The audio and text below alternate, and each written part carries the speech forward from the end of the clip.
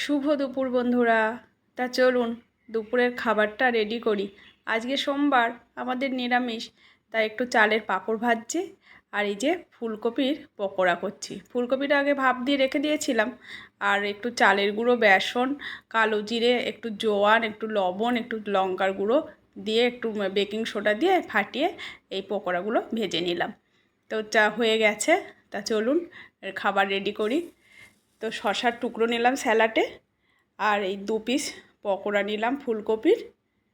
এবার একটু চালের পাঁপড় নিয়ে নিলাম, আর মুগের ডাল করেছি।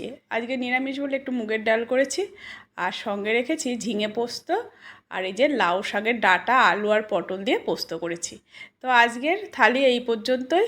আপনাদের কেমন লাগলো অবশ্যই জানাবেন। ভালো লাগলে লাইক, শেয়ার, কমেন্টস করবেন। সবাই সাবধানে থাকবেন, সুস্থ থাকবেন। ফিরছি অন্য কোনো ভিডিওর সঙ্গে। বাই।